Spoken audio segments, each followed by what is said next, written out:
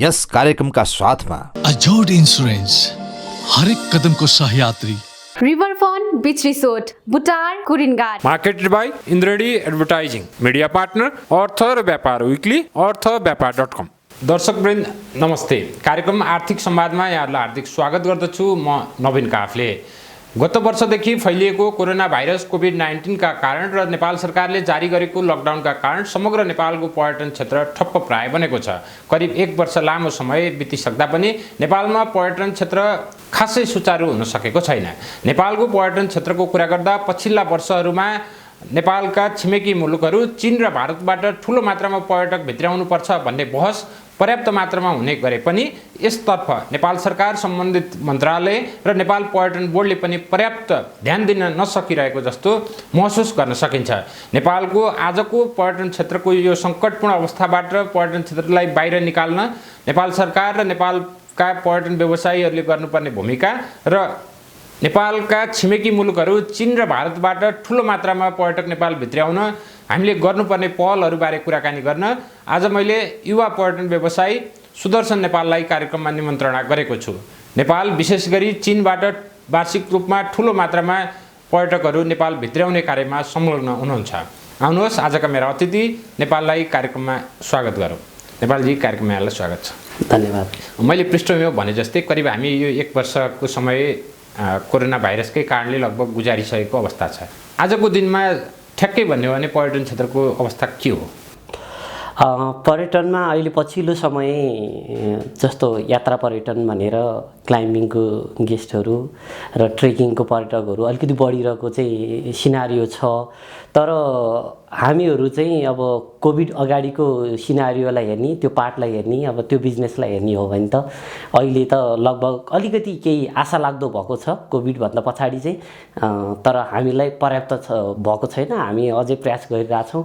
विभिन्न खालको अब सरकारबाट हुने विभिन्न पहलहरू पनि गर्दैछौँ। भनेपछि आजका दिनमा सरकारले नेपाल आएका पर्यटकहरूलाई क्वारेन्टाइन बस्नुपर्ने जो मापदण्ड राखेको छ नि, यो मापदण्डै पालना गरेर पनि पर्यटकहरू नेपाल केही मात्रामा भने पनि आइराखेका चाहिँ छन्। पक्कै पनि जसलाई चाहिँ अब माउन्टेन लभरहरू हुन्छ, जो ट्रेकिङमा पदयात्रामा जो चाहिँ एकदमै बढी इन्ट्रेस्टेड हुन्छ, उहाँहरूले के छ भने नेपालमा क्वारेन्टिनै बस्नु परे पनि एउटा गएर एउटा प्रावधान भए पनि त्यसलाई अँगालेर हामी जान्छौँ भनेर चाहिँ आउने, फ्याटाफुट्ट आउने, इन्क्वायरीहरू आउने। र अहिले त लगभग अलिकति यो सिजन पनि भयो। अब ट्रेकिङको लागि मार्च अप्रिल विशेषतः हामी पर्यटन व्यवसायहरू अथवा ट्रेकिङ पदयात्राको लागि अलिकति राम्रो मौसम पनि हुन्छ, राम्रो मौसम पनि मानिन्छ। त्यो भएको कारणले आउने अहिले त हिजै पनि यहाँलाई अवगतै छँदैछ। बराइनबाट चाहिँ अब बराइनको राजकुमारको टोलीहरू पनि अहिले माउन्ट एभरेस्ट चढ्नलाई आइरहनु भएको छ। उहाँहरूको टिमहरू पनि भनेपछि आउने फ्लो चाहिँ छ। तर यो फ्लोमा हामी चाहिँ यसमै भयो पुग्यो, यसले नै हामीलाई सर्व भयो भन्ने लेभलमा त हामी भएर पुग्यो भन्ने त होइन। तर साँच्चै नेपाल आउन चाहने पर्यटकहरू त सरकारले जारी गरेका मापदण्ड र नियम क्वारेन्टाइन पालना गरेर पनि आउन तयार हुँदा रहेछन् भन्ने आजका दिनले देखिन्छ भने, अर्कोतिर व्यवसायीहरूले चाहिँ यो क्वारेन्टाइन लगायतका चाहिँ सरकारले हटाउनै पर्छ भनेर जे बारम्बार माग राखिराखेका छन्, यसमा कहीँ तालमेल नमिलेको जस्तो हो कि यो आवश्यकै हो? होइन, हामी यस्तो छ र हामी कस्तो छ भने सधैँ हामी पछाडि पऱ्यौँ के। जस्तो दुबईले के गर्यो भने दुबईले चाहिँ पिसिआर टेस्ट पाएर जो पिसिआर टेस्ट छ उहाँलाई आएर हाम्रो देश घुम्नलाई चाहिँ वेलकम छ भनेर उहाँले स्टार्ट गर्यो नि। जसरी दुबईको एउटा खालको गभर्मेन्टले एउटा रुल्स ल्यायो नि, त्यो लेभलले हामी किन गएनौँ? हामी किन पछाडि पऱ्यौँ?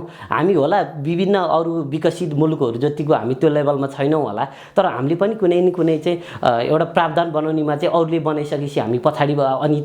अनि त्यसपछि इम्प्लिमेन्ट गर्न खोज्ने अथवा अरू देशले के गर्छ भनेर वेट एन्ड सी भन्ने जसरी बस्यौँ, त्यसले गर्दाखेरि चाहिँ हामीलाई चाहिँ अब जसरी अहिले डोमेस्टिक पर्यटकको चाहिँ फ्लो बढेको छ नि, त्यो लेभलमा चाहिँ इन्टरनेसनल पर्यटकको पनि फ्लो हुनुपर्छ नेपालमा। किन भन्दा नेपालमा आउने भनेको पर्यटकहरू भनेको अलिक फरक खालको हो। जस्तो ग्रुपमा आउने होइन, 2 जना 4 जना आएर पनि ट्रेकिङ गर्न सक्ने एउटा लेभलको चाहिँ जुन भोल्युमहरू छ, जो वेटिङ गरेर बसिरहेछ, तिनीहरूलाई चाहिँ सहज वातावरण चाहिँ नभएकै हो भन्ने चाहिँ छ, हुन पनि हो। विशेष गरी गत वर्षदेखि कोरोना भाइरसको उत्पत्ति स्थल नै चीन भएका कारणले र मैले पृष्ठभूमिमा पनि अहिले जोडेँ, नेपालमा चिनिया पर्यटकहरूलाई अबका दिनहरूमा विशेष जोड दिनुपर्छ भन्ने बहस हुन थालेको परिप्रेक्ष्यमा अहिले पछिल्लो समय तपाईसँग विदेशमा रहेका अथवा चीनमा रहेका टुर अपरेटर र त्यहाँका पर्यटकहरूसँग पनि तपाईँ निरन्तर संवादमा हुनुहुन्छ। विशेष गरी चिनियाहरू नेपाल आउन आजका दिनमा तयार छन् छैनन्, अथवा उनीहरू कस्ता प्रावधानहरू भइदियो भने नेपाल आउन सकिन्थ्यो, अथवा चीन सरकारले त्यहाँ व्यवस्था गरेका के प्रावधानहरूले चाहिँ कतिको सहज वा अप्ठ्यारो पारेको छ भन्ने बताउने गर्छन्। अहिले पछिल्लो समय चीनको पर्यटकको मामलामा चाहिँ नेपाल सरकारभन्दा पनि चीनकै सरकारबाट चाहिँ अलिकति जुन कोभिडको भ्याक्सिन लगाइसकेका छैन, जस चाहिँ अब यतिकै बाहिरबाट अथवा कतैबाट घुमेर फर्किँदैछ उहाँहरूलाई चाहिँ यो क्वारेन्टिनको चाहिँ व्यवस्था चाहिँ अझ यो सेकेन्ड वेभ भन्ने हल्ला आइसकिसकेपछि कतै 14 दिन कतै 21 दिन पनि थपेर चाहिँ बनाइएको छ। यसले गर्दाखेरि चाहिँ के छ भने जो पर्यटक चाहिँ नेपाल मात्रै नभनौँ जहाँ पनि घुम्न गए पनि बाहिर गएको विदेशी अथवा आफ्नो स्वदेश फर्किँदै गर्दाखेरि, जस्तो म चाहिँ साङ्घाईको चाहिँ मेरो घर साङ्घाईमा छ र म साङ्घाई फर्किँदैछु भने म छेन्दुमा चाहिँ ल्यान्ड गरेँ भने छेन्दुमा 21 दिनसम्म बसेर मेरो आफ्नै खर्चले 21 दिनसम्मको मैले होटलको पेमेन्टदेखि बाहिर निस्किन नपाउने त्यहीँ बस्नु पर्दाखेरि त मलाई त टाइम लस्ट भयो नि त। नेपालमा म आउँछु 7 दिन 14 दिनको लागि, त्यसपछि फर्केर फेरि 21 दिन त्यो जुन प्रावधान चाइनाले अहिले पनि उहाँहरूको पनि आज मात्रै मेरो चाहिँ चाइनाको एउटा ठुलो एजेन्ट र उहाँ चाहिँ त्यो गभर्नमेन्ट लेभलको नि एउटा बडी हुनुभएको भएर उहाँसँग चाहिँ कुरा भएको थियो। उहाँहरूको चाहिँ एउटा अब भ्याक्सिन लगाउने टोलीलाई चाहिँ के गर्ने, भ्याक्सिन लगाइसकेकोलाई चाहिँ अब क्वारेन्टाइन बस्न नपर्ने भन्ने चाहिँ एउटा प्रावधानको एउटा बन्दैछ भन्ने कुरा आछ। त्यो भइसकेपछि चाहिँ अब त्यो कहिले चाहिँ बाटो सुरु हुन्छ, त्यसपछि चाहिँ नेपालमा चाहिँ चिनिया पर्यटकहरूको चाहिँ फ्लो बढ्छ।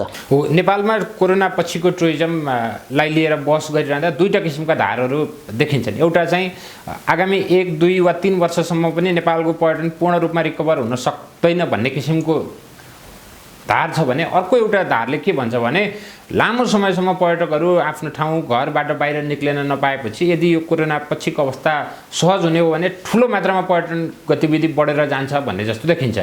विशेष गरी चिनियाहरूको पर्यटकहरूको सन्दर्भमा कुरा गर्ने हो भने यो पछिको अवस्थालाई लिएर चिनिया पर्यटकहरूको नेपाल आगमनको अवस्थालाई कसरी आकलन गर्न सकिन्छ आजका दिनमा? होइन, मैले यसमा अलिकति हाम्रै नेपालकै परिप्रेक्ष्यमा रहेर चाहिँ चिनमा जोड्न चाहन्छु। नेपालमा यहाँले नवीनजी यहाँले पनि हेरिरहनु भएको छ, नेपाल सरकारले अब बाहिर निस्क्यो भनेर हामीलाई भनेको होइन कसैलाई पनि। बिस्तारै बिस्तारै रेस्टुरेन्टहरू खोल्न थाल्यो, बिस्तारै चाहिँ भनौँ न पर्यटकै गतिविधिका पसलहरू खोल्न थाले, त्यसपछि विभिन्न बेलुका नाइट क्लबहरू पनि खुल्दै गए नेपालमा। त्यसपछि बिस्तारै प्रेसर पर्दै गएपछि स्कुल पनि खुल्न थाल्यो। त्यसपछि सरकारले विभिन्न खालको आफ्नै खालको प्रावधान सुरु गर्यो। त्यस्तै के छ भने चाइनामा पनि नेपालीहरू त आखिर त हामी पनि त के थियौँ भने उकुस मुकुस भएर घरमा बसिरहेको थियौँ नि त, बाहिर निस्केर चाहिरहेको मान्छेहरू निस्किए जस्तै चाइनामा पनि के भइरहेछ भने उनीहरू चाहिँ जो ट्राभल गरिरहेको थिए उनीहरू बाहिर निस्किनलाई एकदमै त्यो भित्रबाट सफल भएको जस्तो भएर भइरहेको छ जुन स्थिति देखिन्छ। उहाँहरूले जुन सेयरिङ गर्नुहुन्छ, जुन मैले चाहिँ त्यो विभिन्न उहाँहरूको सामाजिक सञ्जालमा हालेको पोस्टहरू पनि हेरेको हुन्छु होइन, चाइनामै बसेर अब एक ठाउँबाट अर्को ठाउँमा गइरहेछ जान चाहिँ। तर के हुँदो रहेछ भने बाहिर जानलाई अलिक गाह्रो भइसकेपछि चाहिँ बाहिरै जान मन लाग्ने, हिजोको स्थितिमा त्यही ठाउँमा अर्को डेस्टिनेसन जाँदाखेरि नि कम्फर्टेबल भइरहेको जुन गेस्टहरू छ नि उहाँहरूलाई के छ भने बाहिर जान नपाएर अथवा आउट अफ कन्ट्री जान नपाएर हामी यहाँ हौँ भन्ने भित्रभित्र पर्दो रहेछ कि उहाँहरूको पोस्ट हेर्दाखेरि जुन लेभलको चाहिँ खुसी चाहिँ बाहिर आएर चाहिँ देखिन्थ्यो नि त्यो देखिँदैन। त्यो भएको कारणले चाहिँ मैले चाहिँ के फिल गर्न सक्छु भने यदि अलिकति सरकारको प्रावधान र अब चिनिया सरकारको पनि केही खालको चाहिँ पोलिसीहरू बाहिर आयो भने चाहिँ नेपालमा मात्रै नभइकन विभिन्न देशमा पनि चिनियाहरू निस्किनु देखिन्छ। नेपालमा त अभियसली अब नेपाल त नजिक पनि भएको कारणले एउटा हाम्रो दुई देशको सम्बन्धको कारणले पनि अझ फ्लो चाहिँ अझै बढी देखिन्छ। एकैछिन कोरोनासँग सम्बन्धित विषयलाई छोडेर समग्र नेपालको पर्यटन क्षेत्रलाई हेर्ने हो भने पछिल्ला वर्षहरूमा नेपालले भारत र चीन लगायतका हाम्रा छिमेकी मुलुकहरूबाट जहाँ ठुलो मात्रामा जनसङ्ख्या छ र आर्थिक रूपमा पनि उनीहरू जो सम्पन्नतातर्फ अगाडि बढ्दैछन् ती देशका पर्यटकहरूलाई नेपालमा आकर्षणमा विशेष जोड दिनुपर्छ भनेर बहसहरू हुने गरेको छ। आजका दिनसम्म नेपालमा चिनिया पर्यटकहरू आएको इतिहास हेर्ने हो भने नेपालले चिनिया पर्यटकहरू भित्र्याउनका निम्ति गरेका पहलहरू कति पर्याप्त कति अपर्याप्त र अब हामीले जोड दिनुपर्ने र पहल गर्नुपर्ने विषय चाहिँ के छ भन्ने तपाईँ एकजना व्यवसायीका रूपमा देख्नुहुन्छ?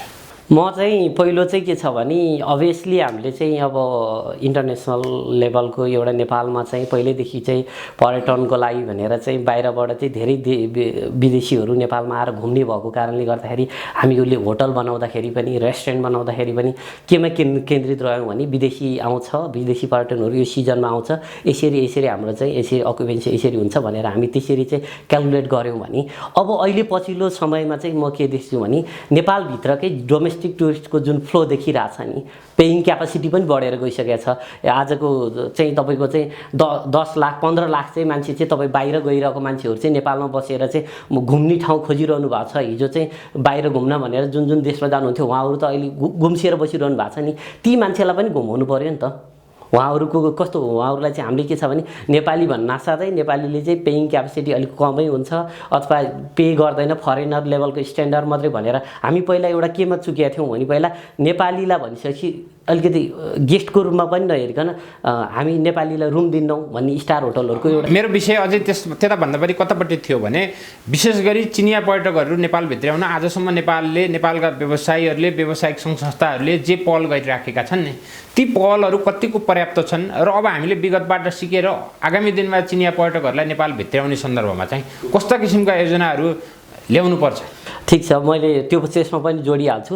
मैले चाहिँ डोमेस्टिकको टुरिस्टलाई पनि अलिकति फोकस गरेर चाहिँ विभिन्न डेस्टिनेसनदेखि लिएर गएर उनीहरूलाई पनि सर्भिसमा आउनुपर्छ, सर्भिस दिने खालको हामीले चाहिँ वातावरण बनाउनुपर्छ भनेर जोडेँ।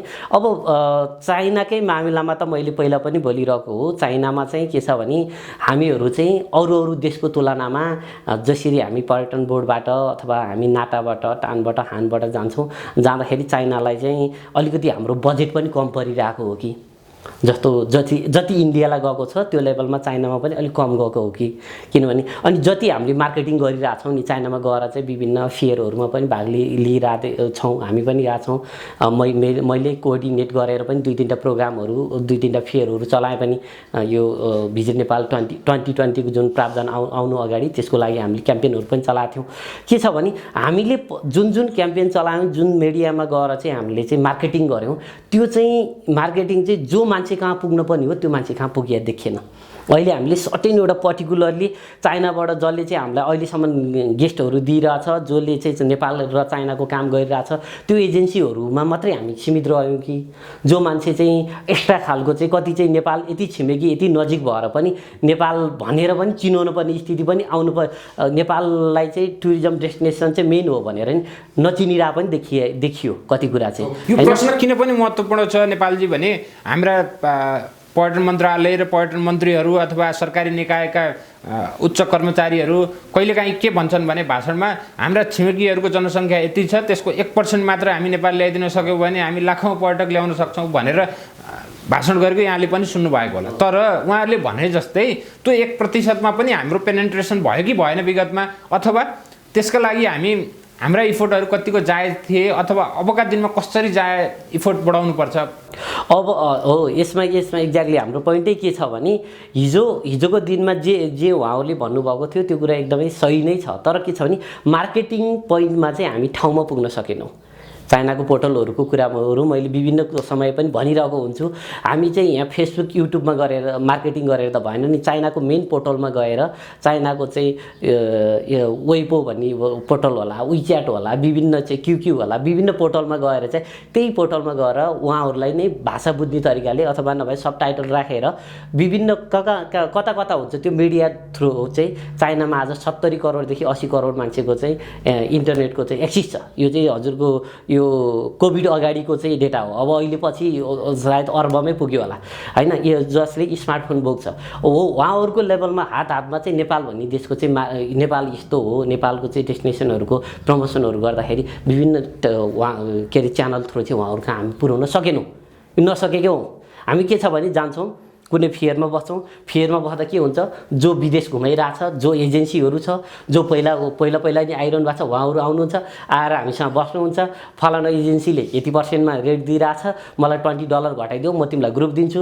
होइन भने क्रेडिट लिमिट के छ, तपाईँले अर्कोले मलाई चाहिँ 1 महिनाको लागि क्रेडिट लिमिट दिइरहेछ, तिमी चाहिँ मलाई 2 महिनाको लागि देऊ, त्यसपछि मात्रै म पे गर्छु भनेर चाहिँ आएर त्यही मान्छे जो व्यक्ति हो उहाँहरू आउने बार्गेनिङ गर्ने हामी चाहिँ के छ भने रेट घटाएर चाहिँ हामी चाहिँ के अरे उहाँहरूलाई रेट दिइदिने र हामी यहाँ सर्भिसमा होटल चेन्ज गर्न लाग्ने। अझ मैले आफूलाई पनि स्वीकार छु, हामीहरूले के गरेछौँ भने कतिपय पार्टहरूमा उहाँहरूलाई चाहिँ 5 स्टार भन्दाखेरि 5 स्टारको नि लो तरिकाको अथवा कुनै 4 स्टार होटल पनि लिएर राखेको स्थिति पनि थियो।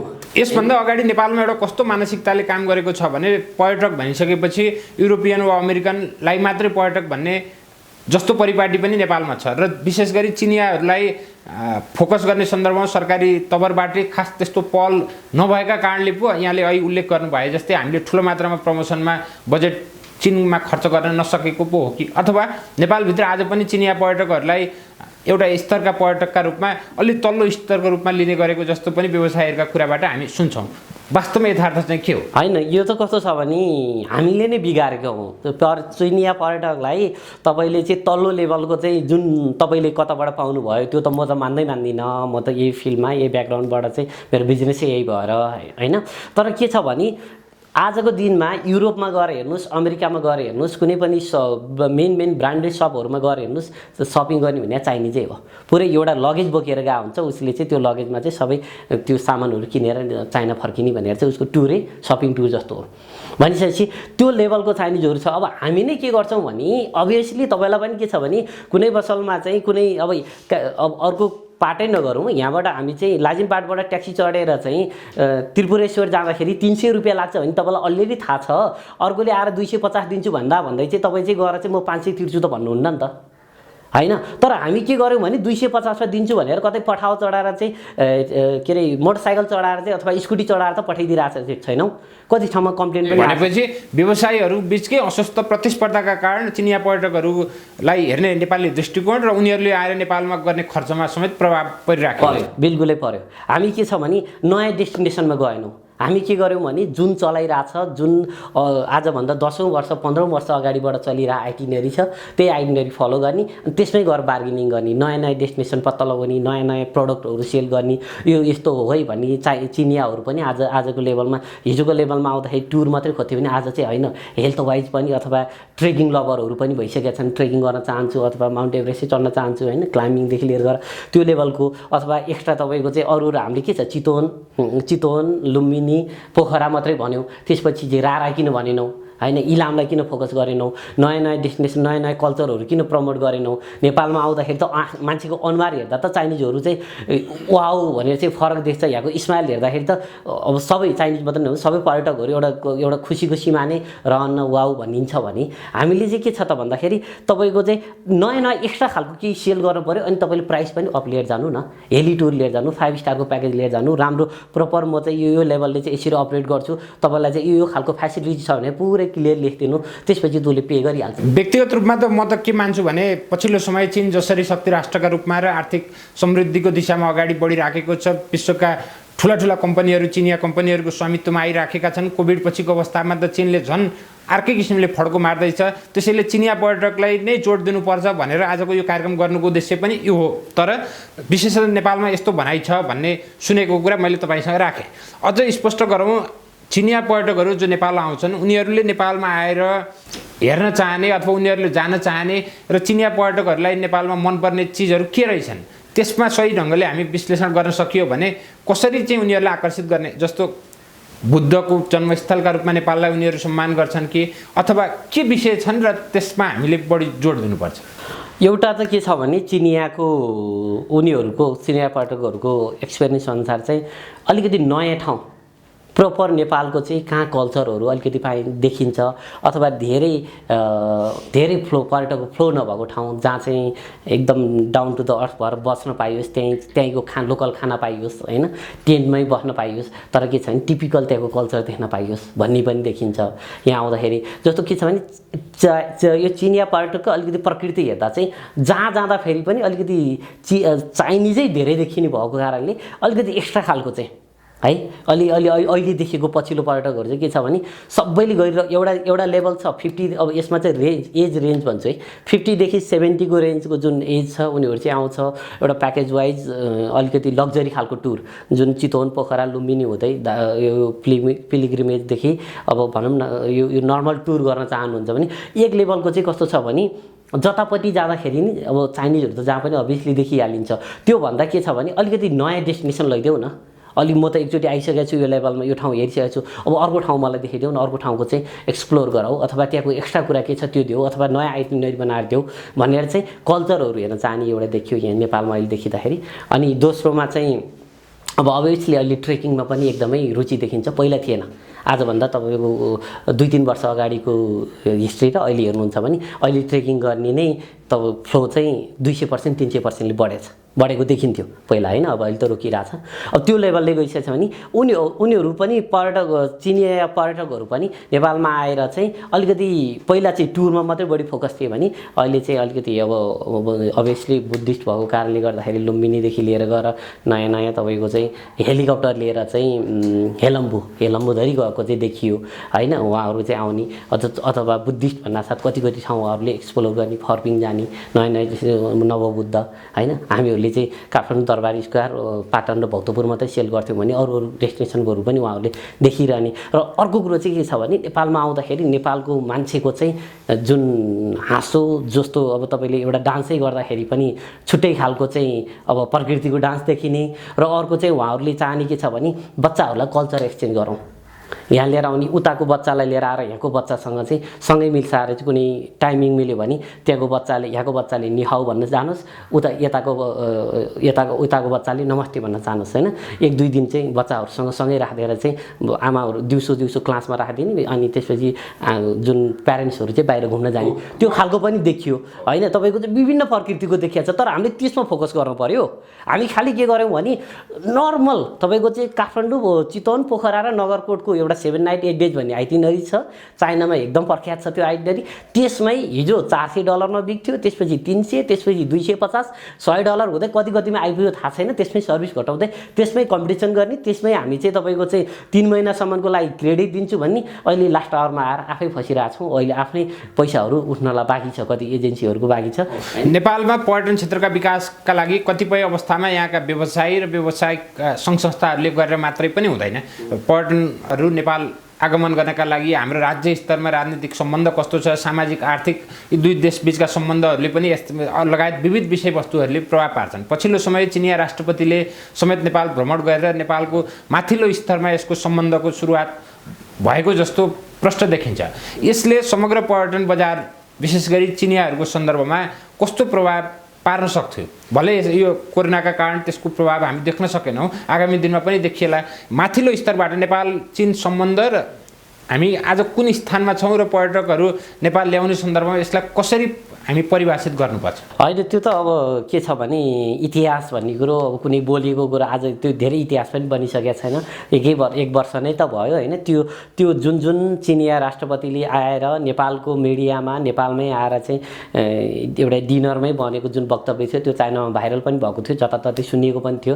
हाम्रै जुन एजेन्टहरू, साथीभाइहरू अथवा नेपाल घुमिरहेको नेपाल लभर थियो, जुन नेपाललाई चाहिँ भिजिट नेपाल 2020लाई सपोर्ट गर्ने भन्ने कुरा थियो।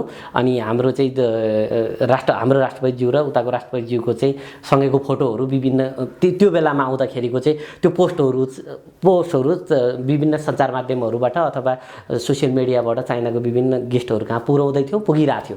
त्यो लेभलको चाहिँ एउटा हामीहरूबाट त्यो बेलामा के भएको थियो, अब चाइनाको एउटा इन्भेस्टरहरू पनि इन्ट्रेस्ट देखाएको थिए, नेपाल त ल है हाम्रो त मिलेको, त्यो छिमेकी एकदम राष्ट्रबिचको चाहिँ राम्रो, दुई राष्ट्रबिचको चाहिँ एकदमै गुड हाम्रो चाहिँ सम्बन्ध रहेछ होइन, एउटा रिलेसन रहेछ भन्ने चाहिँ एउटा फिल गरेर चाहिँ हामीहरूलाई पनि त एउटा खालको चाहिँ समूहले त सोध्न सुरु गरिसकेको थियो नेपालमा चाहिँ केमा चाहिँ सपोर्ट हुन्छ, के चाहिँ कस्तो छ, नेपालको स्थिति के छ, जिडिपीदेखि लिएर गएर नेपालको पछिल्लो सिनारियो के छ भनेर त्यसरी फ्लो देखिएको थियो भने त्यही कुराले चाहिँ पर्यटकहरू पनि नेपाल आउनलाई त्यही बेलामा त्यो पछाडि फेरि चाइनिज गुडविल एम्बेसडर बनाएर हामीले भिजिट नेपाल 2020को स्विचिङलाई बनायौँ। चाइनाको त्यो मेन हिरोइन नायिका हुनुहुन्छ उहाँलाई बनाउँदाखेरि उहाँबाट पनि देखियो उहाँले जुन मार्केटिङ गर्नुभएको थियो त्यो थ्रोबाट पनि नेपालमा इन्क्वायरी एकदम बढिरहेको थियो। अब ती कुराहरूलाई हामी क्याच गर्नुपर्छ। अब हामी चाहिँ यो बिचमा जे भयो यो सुन्ने समयलाई चाहिँ बिर्सिएर अगाडिको ती पार्टहरूलाई चाहिँ अलिकति हाइलाइट गराएर ती कुराहरूलाई अलिक फोकस गराएर विभिन्न ठाउँमा एयरपोर्टहरूमा त्यो दुईवटा ह्यान्डसेक भइरहेको चाहिँ राष्ट्रपतिज्यूहरूको चाहिँ ह्यान्डसेक भइरहेको फोटोहरू राख्दिने हो कि दुई देशबिचको सम्बन्ध भनेर, अथवा विभिन्न ट्रेन स्टेसनमा राख्दिने कि होइन। अब कता कता हुन्छ विभिन्न महलमा, जस्तो साङ्घाईमा बेजिङमा ठुल्ठुलो महलहरूको अगाडि चाहिँ राख्दिने कि त्यो देख्दाखेरि के हुन्छ भने वाउ हाम्रो दुई देशको बिचको एउटा सम्बन्ध भन्ने एउटा फिल हुन्छ। त्यो हुँदाखेरि अनि त्यसपछि सोसियल मिडियाबाट हामी फेरि गुड डेस्टिनेसनहरू प्रमोसन गर्ने, सम्बन्ध पनि राम्रो, तपाईँको डेस्टिनेसन पनि राम्रो अथवा घुम्न लायक ठाउँ भनिसकेपछि अनि बिजनेस चाहिँ बढ्ने देखिन्छ। त्यसरी हामी अगाडि बढ्नुपर्छ। अब नेपालजी विशेष गरी कोरोना भाइरस पछिको समयमा नेपालमा आन्तरिक पर्यटनलाई जुन किसिमले प्रवर्धन गर्नुपर्छ भनेर सरकारका मन्त्रीहरू अरू व्यवसायीहरूले पनि भनेको सुन्छौँ र यसमा विशेष गरी चीनबाट चाहिँ चीनले आन्तरिक पर्यटनको विकास जसरी गरिराखेको छ त्यसबाट ठुलो मात्रामा नेपालले सिक्न सक्छ भन्ने मलाई लाग्छ। तपाईँ यस विषयमा बढी जानकार भएको कारणले चीनमा जसरी आन्तरिक पर्यटनको विकास र त्यहाँ व्यवस्थापन चीनले गर्दै आएको छ त्यसबाट नेपालले के सिक्नुपर्छ भन्ने यहाँलाई लाग्छ? होइन, हामी चाहिँ के छ भने पछिल्लो समय अलिकति नेपालको ट्रेन्ड पनि चेन्ज भइरहेछ। डोमेस्टिकै भयो पनि बाहिरबाट सिकेर भए पनि यहीँको पर्यटकहरूलाई पनि एकदम रेस्पेक्ट गर्ने चाहिँ अहिले मुभमेन्ट बढेर गएको छ। एउटा सिक्यौँ पनि हामीले।